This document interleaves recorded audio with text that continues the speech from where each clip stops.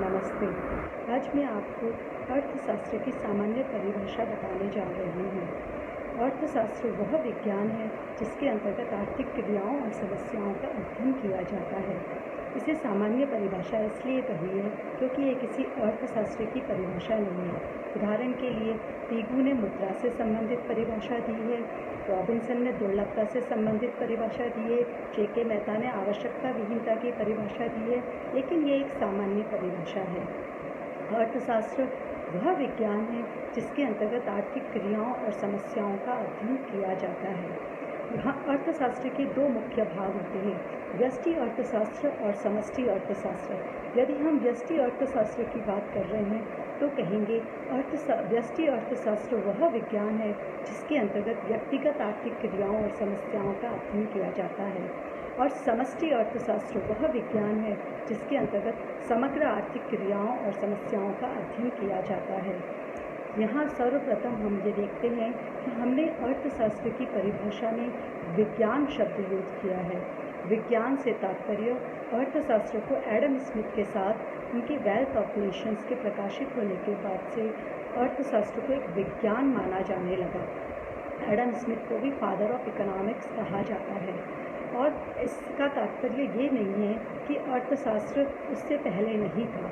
मनुष्य ने जब से विचार विमर्श करना शुरू किया तभी से अर्थशास्त्र है। जब से उपभोग उत्पादन करना शुरू किया तभी से अर्थशास्त्र है, लेकिन एडम स्मिथ के साथ उसे हम एक विज्ञान के दृष्टिकोण से पढ़ते हैं। यहाँ हम अपनी परिभाषा के अंतर्गत दो मुख्य बातों को काम में ले रहे हैं। एक है आर्थिक क्रियाएं, दूसरी है आर्थिक समस्याएं।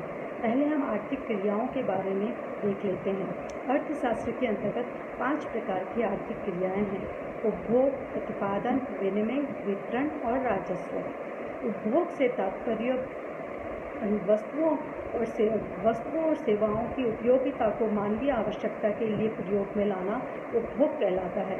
यहाँ हमने उपयोगिता वर्ड काम में लिया है। साधारण शब्दों में उपयोगिता से तात्पर्य लाभदायकता से लगाया जाता है, लेकिन अर्थशास्त्र के अंतर्गत उपयोगिता किसी भी वस्तु या सेवा का वह गुण है जो मानवीय आवश्यकता को संतुष्ट करने की क्षमता रखता हो। अर्थात यदि एप्पल सड़ा हुआ है तो वह मानव की आवश्यकता की संतुष्टि नहीं कर रहा है, और यदि एप्पल फ्रेश है तो मानवीय आवश्यकता की संतुष्टि करने की क्षमता रखता है। अर्थात फ्रेश वस्तु या सेवा ही मानवीय आवश्यकता की संतुष्टि, या कोई भी वस्तु या सेवा जो मानवीय आवश्यकता की संतुष्टि करने की क्षमता रखता हो तो उपयोगिता कहलाती है। दूसरा है उत्पादन। उत्पादन से तात्पर्य उत्पादन के साधनों का फलन होता है, लेकिन हम इसे एक अन्य रूप में ऐसे भी कह सकते हैं कि उत्पादन के साधनों की उपयोगिता का सृजन करना है। अर्थात यदि हमारे पास सारे उत्पादन के साधन है, श्रम, भूमि, पूंजी, संगठन, साहस, लेकिन यदि उसकी उपयोगिता का सृजन नहीं हो रहा है तो उत्पादन नहीं होगा। उदाहरण के लिए बजरी है, सीमेंट है, मजदूर है, भूमि है, ठेकेदार है और सारे रॉ मटेरियल्स और सब कुछ है, लेकिन यदि हम उनकी उपयोगिता का सृजन नहीं करेंगे तो मकान नहीं बनेगा। अर्थात उत्पादन से तात्पर्य उपयोगिता का सृजन करना है। विनिमय वस्तुओं और सेवाओं का क्रेता और विक्रेताओं के मध्य प्रतियोगिता के साथ आदान प्रदान करना है। अर्थात इसके अंतर्गत हम कीमतों के निर्धारण का अध्ययन करते हैं। उसके बाद आ जाता है वितरण। वितरण के अंतर्गत हम उत्पादन के साधनों को मिलने वाले पुरस्कार की बात करते हैं, जैसे श्रम को मजदूरी दी जाती है, भूमि को लगान, पूंजी को ब्याज और संगठन को वेतन और साहसी को लाभ। और नेक्स्ट आ जाता है राजस्व। राजस्व के अंतर्गत हम सरकार की आय और व्यय का अध्ययन करते हैं, लेकिन प्रथम 4 समस्याएं व्यष्टि और समष्टि अर्थशास्त्र के अंतर्गत अध्ययन की जाती है और राजस्व अलग से अध्ययन किया जाता है। अब हम आर्थिक समस्याओं की बात भी कर लेते हैं।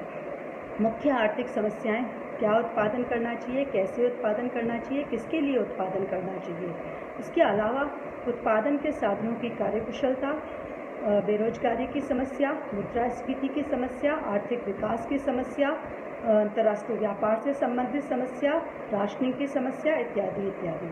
सर्वप्रथम हम तीन आर्थिक समस्याएं जो व्यष्टि अर्थशास्त्र से संबंधित है उनको लेते हैं।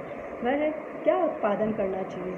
अर्थशास्त्र में उन वस्तुओं का और सेवाओं का उत्पादन किया जाता है जिनकी मांग की जाती है।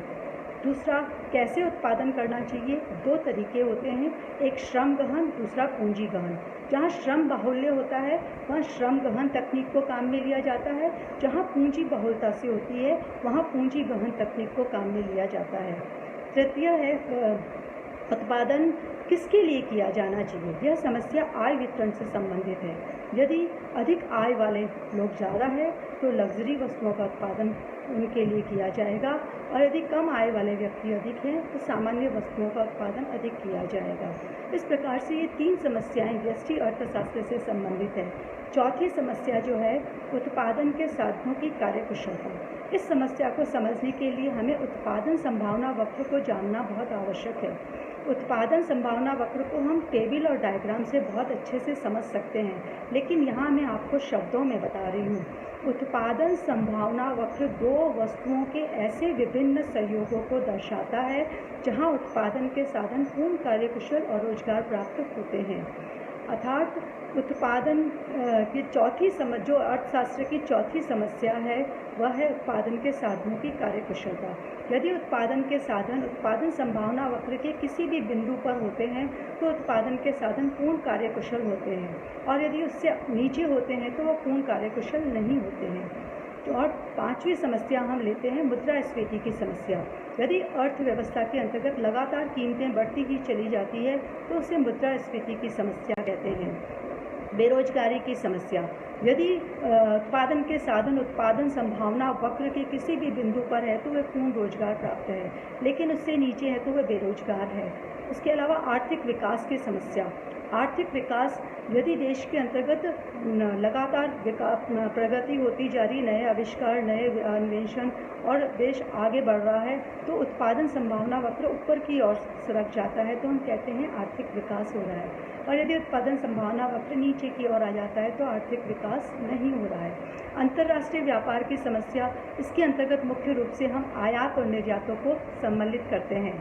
आयात और निर्यात से संबंधित समस्या है भुगतान संतुलन की समस्या। यदि निर्यात आयातों से अधिक हो जाते हैं तो भुगतान संतुलन अनुकूल कहलाता है। यदि आयात निर्यातों से अधिक हो जाते हैं तो प्रतिकूल होता है।